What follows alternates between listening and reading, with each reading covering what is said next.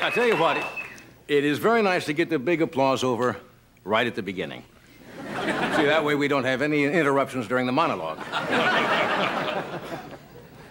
Oh, you're very good tonight. Yeah. Really good tonight. Do you really love me, or are you here because Disneyland's on strike? Well, at least you get a chance to see Grumpy and Dopey. It just doesn't seem right that Disneyland would be on strike and they got a picket line, which has got to be a weird sight out there. It just doesn't seem right to get an obscene street gesture from Snow White. Wish upon this.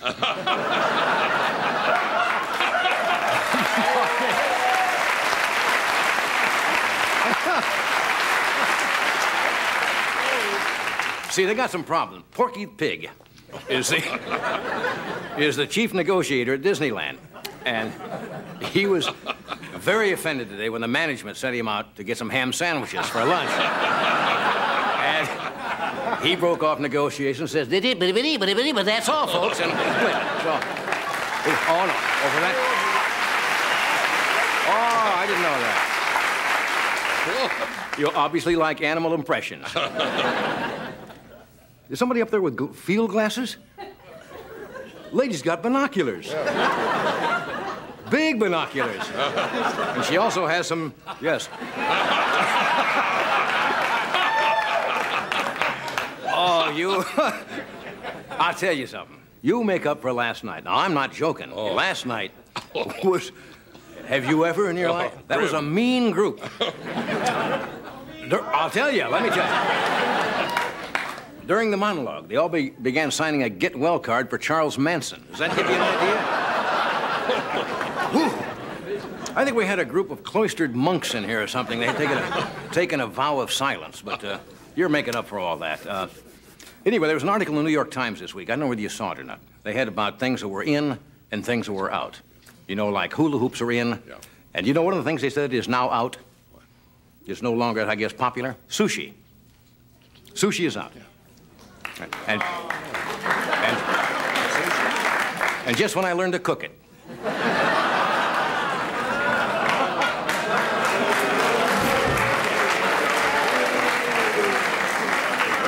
Now, you folks at home, you should have, didn't I hear that joke before? Deja vu. That is right. I did that joke during the monologue last night. It got absolutely nothing. And I said, that's a pretty good joke. I'm going to try it again with live people.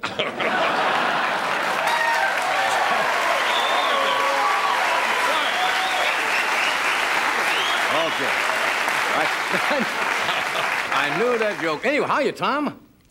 Doc is up in Las Vegas, I guess, working with Joan Rivers? Yes, he is. And Gary Shandling and Tommy Newsom fills in. And I joke about Tom, rightfully so.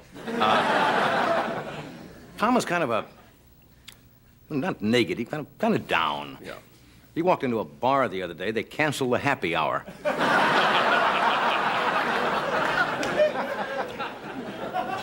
How many of you have seen the fascinating picture in the newspapers of a sailor, an English sailor, that apparently was on an expedition in, I think, Alberta, Canada or something, 138 years ago, and they all perished. And the other day, there was an archaeological dig or something, and they dug this guy up, and he looked exactly, I guess, as he did when he was alive. He'd been in the permafrost, 138 years old. And they thawed him out today.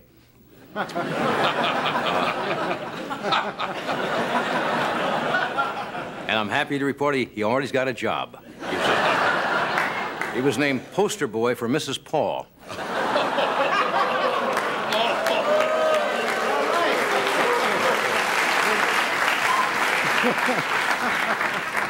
Frozen for 138 years, he's still got more warmth than Andre Gromyko.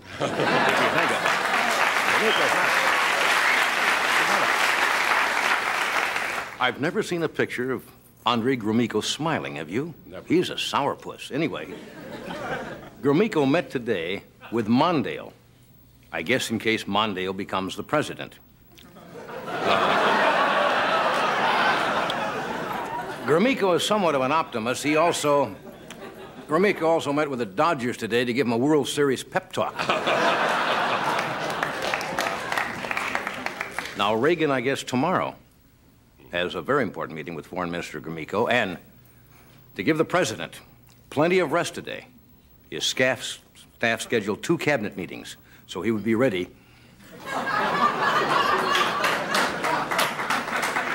You like that? One person liked that joke. There was an article in the New York Times the other day about what's in and what's out. Go back to the sushi joke, but it doesn't work. Anyway, what else is happening today? The Democrats are angry at Reagan. You know why? He keeps quoting. Reagan's a very clever president. He keeps quoting former presidential Democratic presidents. Matter of fact, he has changed Truman's. Reagan has his own version of Harry Truman's famous line. And Reagan says, "The buck passes here."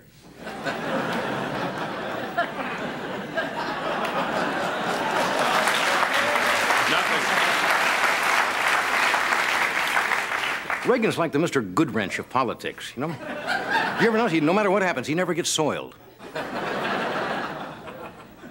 I want to go into a garage. I want to find that guy. You ever seen the commercial for Mr. Goodwrench where the guy's got a little leatherette bow tie and a nice thing that says, Mr. Goodwrench here? Sure. You see go into some garage and say, "I'd like to see Mr. Goodwrench." Get out of here. Anyway, speaking of politics, Vice President Bush is preparing for the vice presidential debate. And do you know what he's doing? He's debating a Geraldine Ferraro look-alike.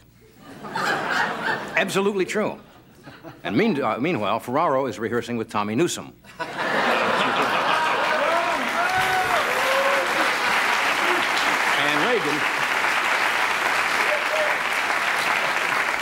And Reagan is rehearsing with an inflatable Mondale, which is already ahead in the polls of the real Mondale. So, I mean...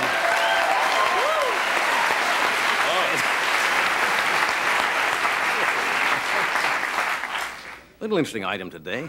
Does the name Ross Perot mean anything to you? H. Ross Perot is, I guess, a billionaire, according to Forbes magazine. He bought a copy, according to the paper today, of the Magna Carta for $1.5 million, originally signed in the year 1215, even though at the time Reagan voted against it. Ron said it weakened our defenses against the Huns.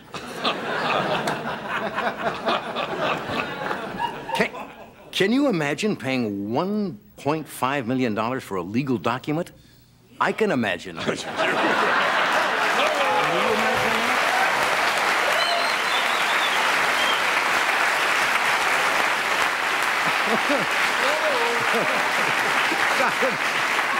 I sounded like Mr. Rogers. Can you imagine that? I can imagine that. Another little interesting item in the paper. Britain, the British have an agreement with China to give Hong Kong back to China in the year 1997. Yeah. Yeah, well, why not? To sweeten the deal, the British threw in Princess Margaret and another princess to be named later. Here's some exciting we're covering a little bit of everything tonight. Exciting medical news today. The Mayo Clinic, world-famous Mayo Clinic in Rochester, Minnesota, they endorsed chicken soup as the best remedy for colds. They said chicken soup is an excellent treatment if you have a cold. Not bad. It should be true. You ever see a chicken with the sniffles?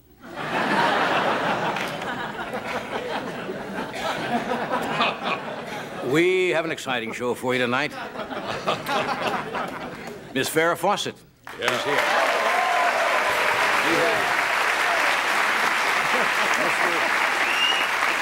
Mr. Ryan O'Neal is here. One of the jazz great Pete Fountain is here tonight.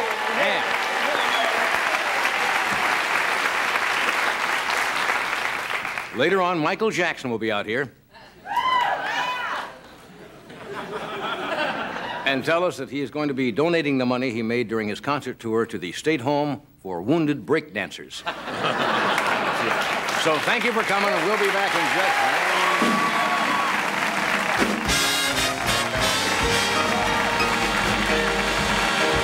you very much. Oh.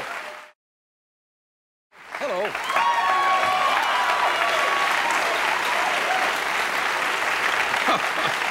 Dynamite tonight. Going through our blue period here tonight. Dynamite crowd tonight, thank you. Yeah, we're going through, what do we? Blue, yeah. We got to check wardrobe before the show. You know, so we can coordinate. Color coordinated here. Anyway, we have Farrah Fawcett will be out shortly. Ryan O'Neal, Pete Fountain is going to play for us tonight. Do you know how many new police shows there are on television this season? A lot. Television goes in cycles. I don't think there's one Western on anymore, which you'd call the hour or even half-hour Western that I can think of this year, is there? A lot of cop shows. There used to be all Western. You had Gunsmoke, you had Wagon Train, you had Bonanza. The list went on and on and on. And now all of a sudden we're into a cycle of police shows again. Let me tell you the ones that are coming on that are new. You won't believe this. Hawaiian Heat, Miami Vice, Street Hawk, Riptide, Airwolf, Hunter, Cover Up, Jesse, Hot Pursuit, and Partners in Crime are all new detective or cop shows. In other words, there are 23 with the ones that are already on. There are 23 police dramas on television this season. Now, if you listen to these programs, you may be a little confused. This is called the setup, isn't it? Yeah. Yeah. Maybe she's got a knife. Anyway, because they use what they call police talk, you know, the certain jargon that police use, but they use it all the time. And, for example, they will never say, they'll say alleged perpetrator. You ever notice? Yeah. We caught the alleged perpetrator exiting from the building, and he fled on foot. That means he ran like hell. Yeah. So to help you better understand, I always remember Broderick Crawford, Highway Patrol. Yeah. Hey, Broderick Crawford, 10-4. Right? Everybody knew the 10-4 meant end of transmission. Let's see. What are some of the others they would use? Assume the position. Nice. Maybe I got the wrong show. I got the wrong show. That's from Dynasty. I know I heard it.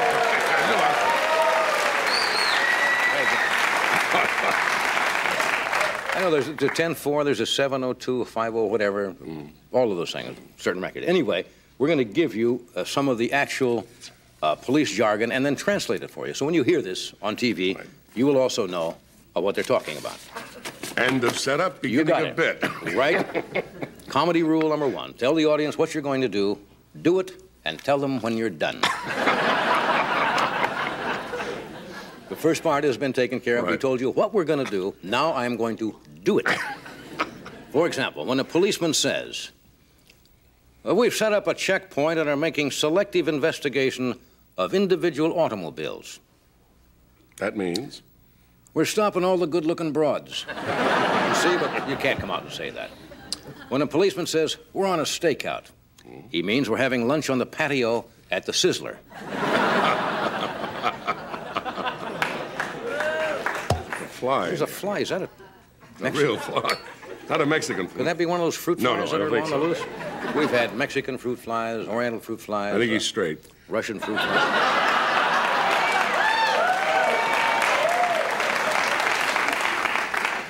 When a policeman says that the victim succumbed after investigating a common toxic substance found in Burbank, he means the guy ate the meatloaf in the NBC commissary and... When a policeman says you have the right to remain silent, actual translation, you pull a Helen Keller on me, Jack, and it's Rubber Hose City. If you hear a cop says the alleged perpetrator apparently appeared mentally incompetent, he means this, the guy said he liked the new fall TV shows.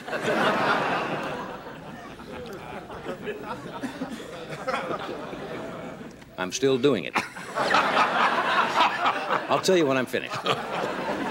Some people said I think I was over. When a cop says, I spotted a person walking along Hollywood Boulevard who looks suspicious, it means this, he wasn't wearing a dress.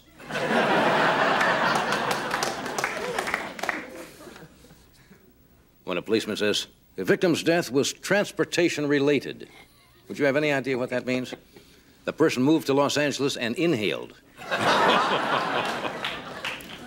When a policeman says, anything you can say and will be used against you, What he means is you may turn up on next week's bloopers and practical jokes. You ever get a motorcycle stopped by a motorcycle cop? Yes. They always say the subject appeared to be intoxicated. Translation, the clown barfed on my badge. When a policeman says, responding to a domestic disturbance, hundreds are injured. That means Linda Evans and Joan Collins arrived at a party wearing the same dress. Policeman says, I placed a group in custody for unlawful assembly. Means I just arrested the Los Angeles Dodgers.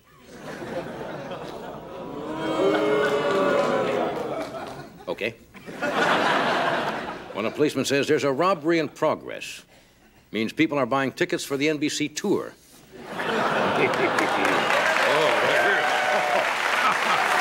Okay. And when a cop says, the motorist drove the wrong way down a one-way street, jumped the curb, and plowed through the window of a liquor store, means he followed Ed McMahon home.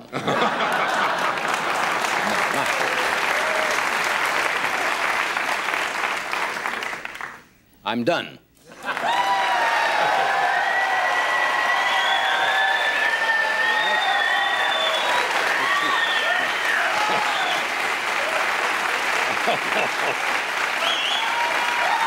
Sure, okay. They turn quickly. This group is going to be arrested for cruelty to a star.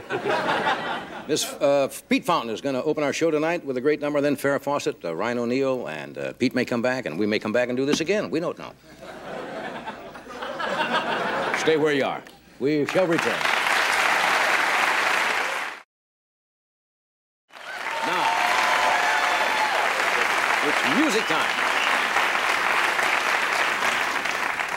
I don't think anyone plays the clarinet any better than Pete Fountain. He's superb.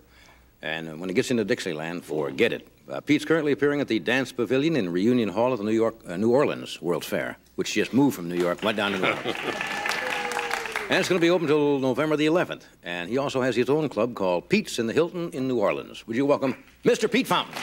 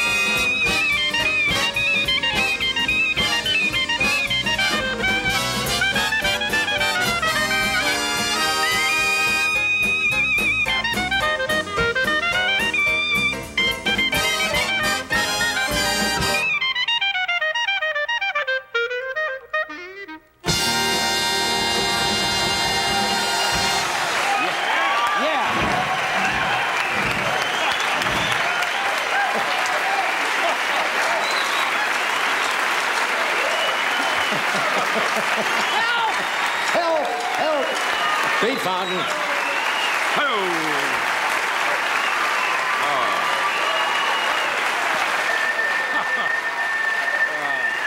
Okay, thank you, Pete. And he has so much fun. Oh, Yeah. just your normal, average, run-of-the-mill clarinet player. Yeah. And average, run-of-the-mill guy. Yeah. He's going to be back later, and then he'll go to the Telly Savalas reunion later tonight.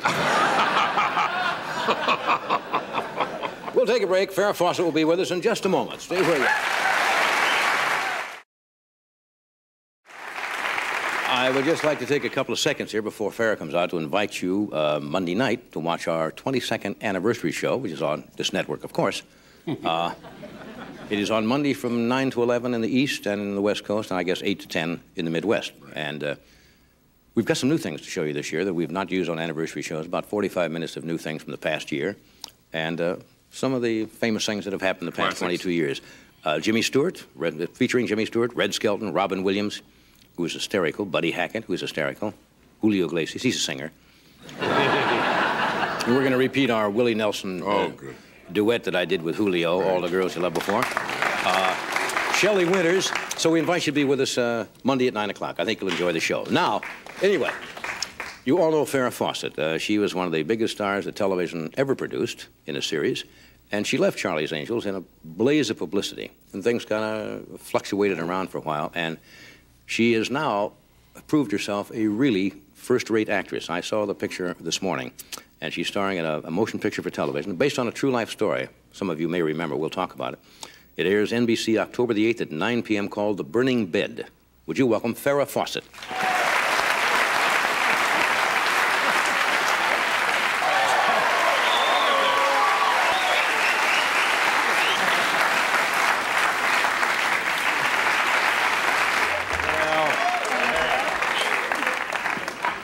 Now, first of all, I must say, Miss Fawcett, you didn't look like this in the picture. No.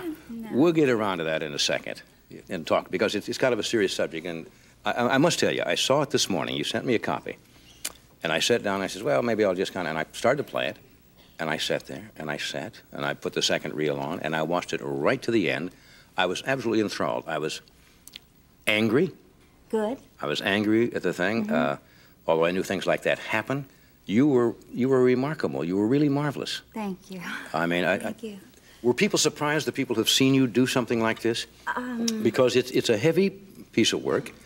It calls for a lot of skill, a lot of range of emotions, and you've been known as you came off Charlie's Angels. You know, everybody knows, oh, glamour girl, and you know the word going around that time. Great career move, right?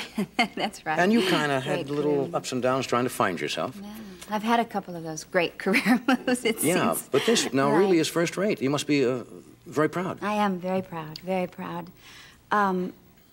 It was difficult getting it on. Yeah. You know, for about 3 years. Because of the subject matter? Because of the subject matter, because the network, well, maybe not this network. I know what you're saying. But felt that who would want to see me in a role like this? You know, a woman being beaten, or anyone, as a matter of fact, being beaten. Television is growing up a little bit. They've now are addressing subjects like that. You know, Len Goldberg just won his production company for something about Amelia, which is about incest in the family, which is my old producer. Yeah, which is you know is rampant in the country. So you took this on. Did you have any misgivings yourself about it? Oh, you know, about the role From a career itself? standpoint, yeah. No, not at all. I knew immediately when I read the script that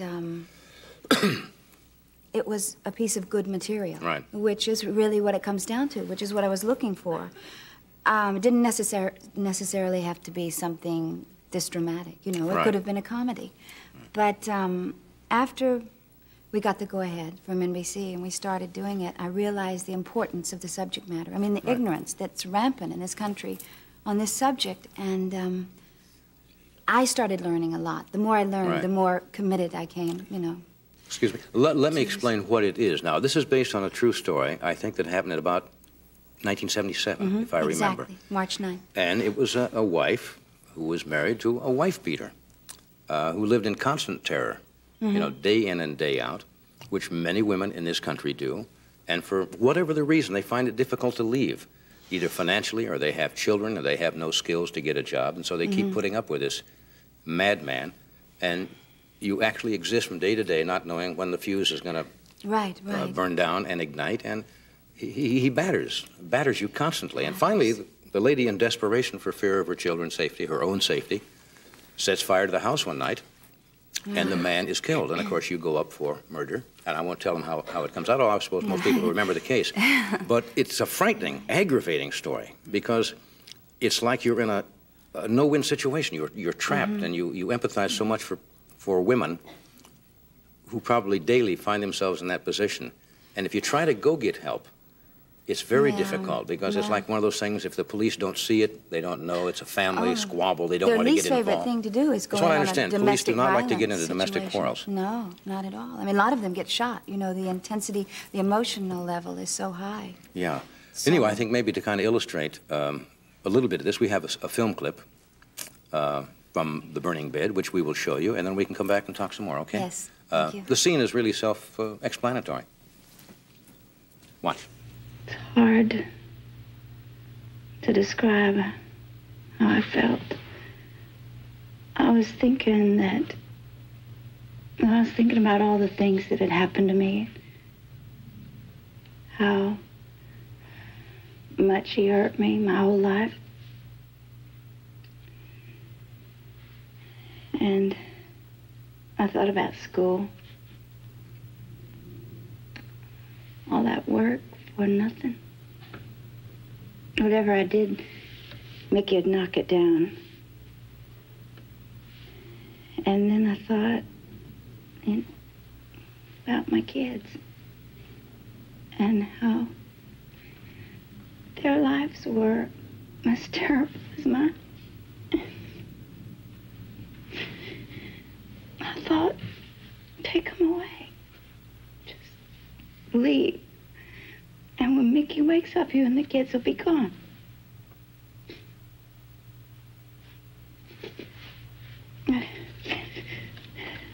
When Mickey wakes up, you kids will be gone.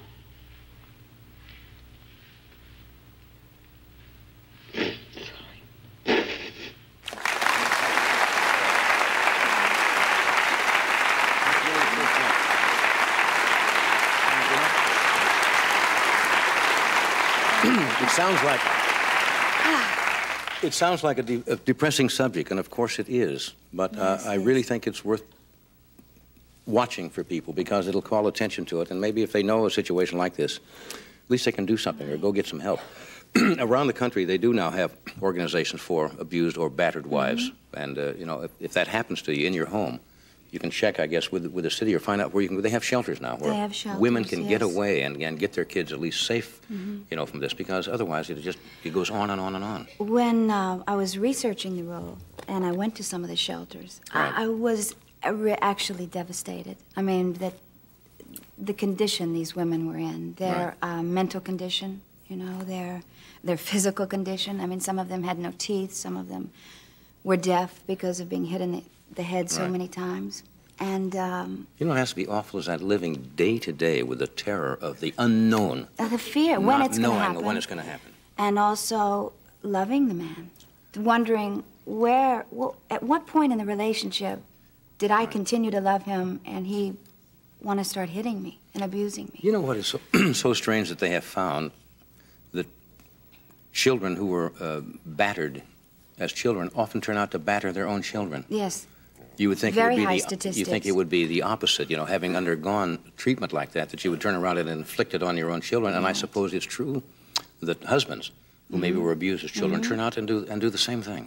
Right. I wasn't allowed to go visit the men's centers, but I saw lots of tapes, and several of them talked about watching their father abuse their mother, and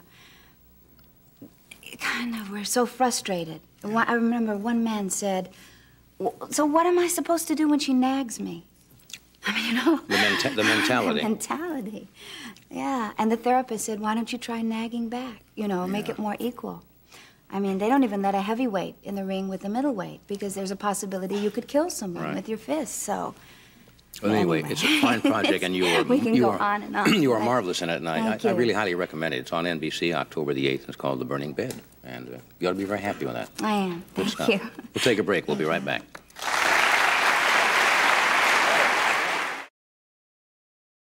We have returned, and my next guest.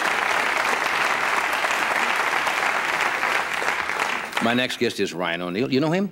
Oh, I think so. Yeah, I think so. They always put down here charming and talented, which you would certainly know is charming. He is talented. He's got a new film out, as I understand it's gotten wonderful reviews, called Irreconcilable Differences. And it opens actually tomorrow, nationally, which means all over. Well, not all over. It's in this country, I guess. Would you welcome Ryan O'Neal?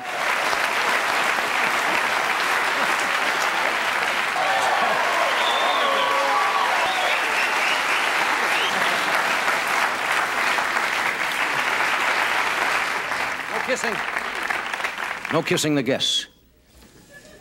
Let me tell you how this booking came about, folks. Rather interesting.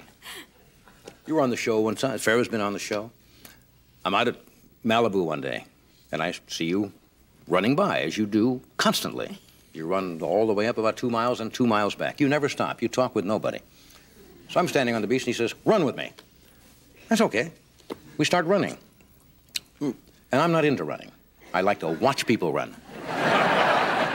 And we're running at a pretty good pace. The man has a pretty good thing going. He says, "You know, the thing coming out, I really kind of like, you know, this called so-and-so, and Farrah's got a new thing coming out, and we're running, and we're running. We're not about another 100 yards. Doesn't sound far, but you're moving pretty good in this mushy sand." Yeah.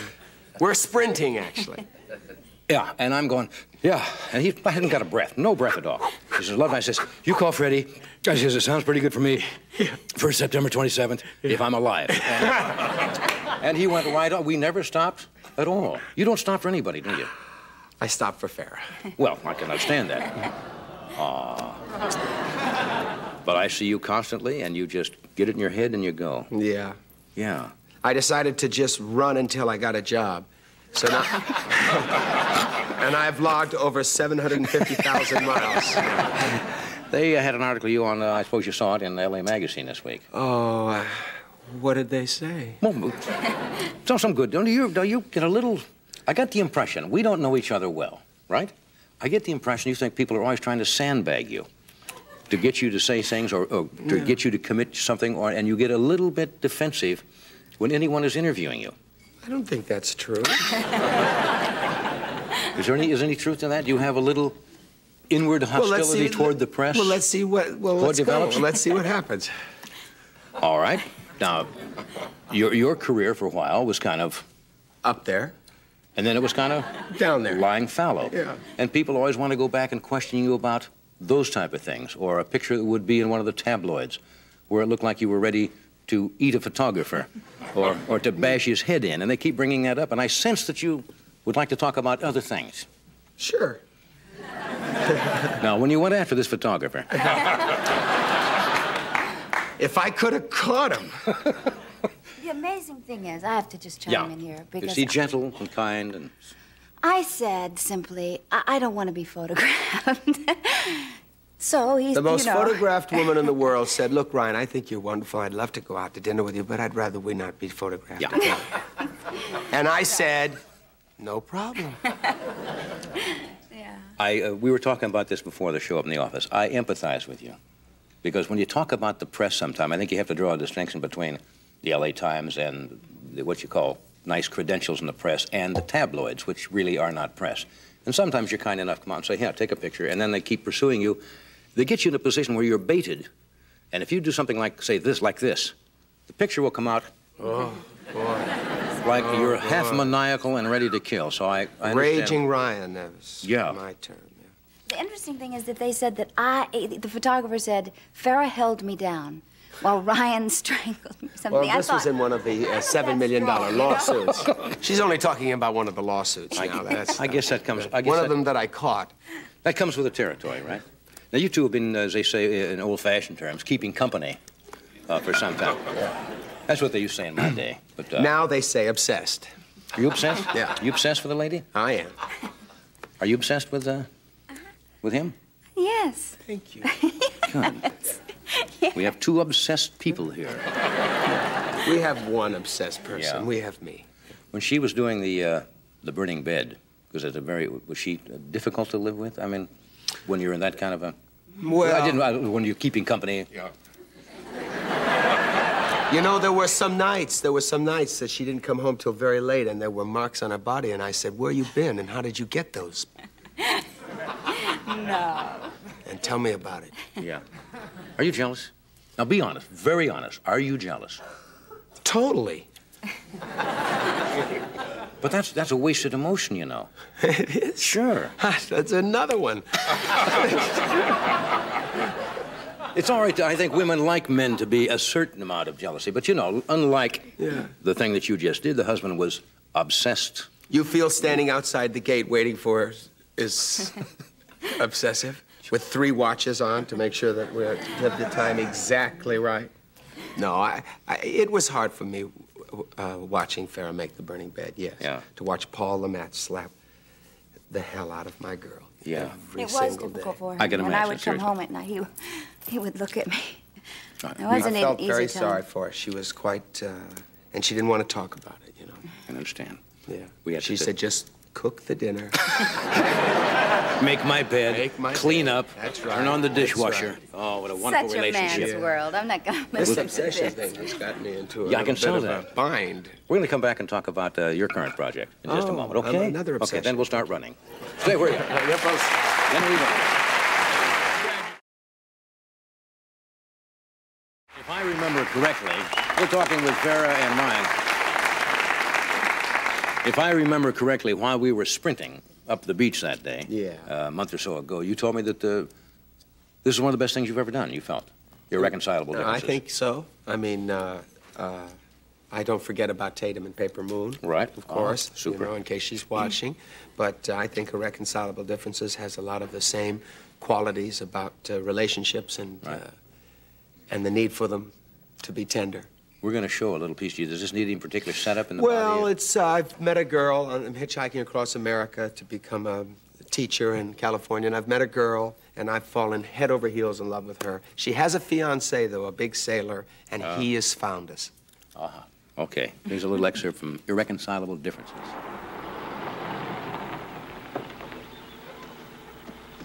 Keep your meter running. Excuse me, ma'am. I'm looking for Lucy Van Patten. She's about yay high. She's got blonde hair.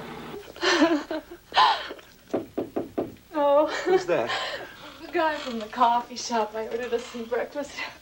You know, great sex always makes me hungry, darling. Lucy!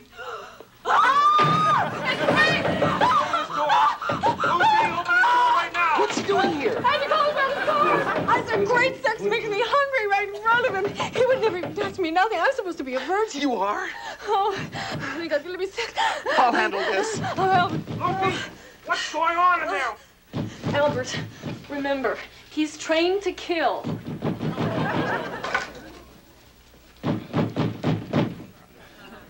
Lucy! Bink? Who are you? Lots happened since you saw Lucy last. I asked you who you were, you beat. Please put me down, Bink. I'm obviously not going to hurt you. I said, put me down. That's funny. Good move. Yeah.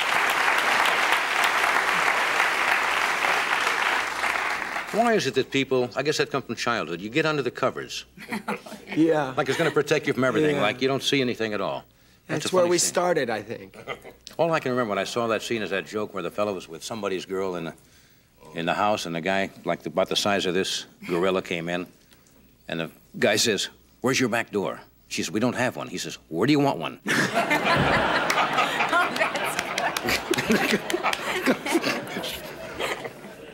We're going to take. Are we taking a break, Fred, or are you testing the wind? I can never tell if there's a typhoon coming in or what. Well, you know, basically, Irreconcilable Differences isn't a comedy, though. It's about a story of two people who fall in love, and so deeply in love that they have a baby, and then success. They have success, mutual, and things get a little touchy then. I think people in America... Both of them have their own individual success? You know, they work together as a team. And it gets in their way after a while, and it causes tremendous conflicts. And somebody once said success is more difficult to live with. It causes conflicts in comedy. Somebody said success is more difficult to live with sometimes than failure. Well, it always has been with me, but I'm quite proud of that. You're perfectly normal now. Yes. Yes. You'll be sitting out in the sun Friday. We'll take a break. We'll be right back. Oh, really? Charming. Why don't you tell everybody what you're just telling me? No. You were telling me. Well, but Johnny, Farrah was showing me her beautiful ring. I guess that'd be called a friendship ring, right? It would be called everything I own in the world. I mortgaged for this ring is what it would be called, you know, as an offering of marriage. Did you win big points for this? I won some points, but I didn't win the game, no. I didn't beat the spread. Well... We don't know yet. We don't know what's gonna happen. For 5 years, she keeps saying that to me. You have to get to know a girl. You wouldn't know. I'm sorry. We'll see you tomorrow.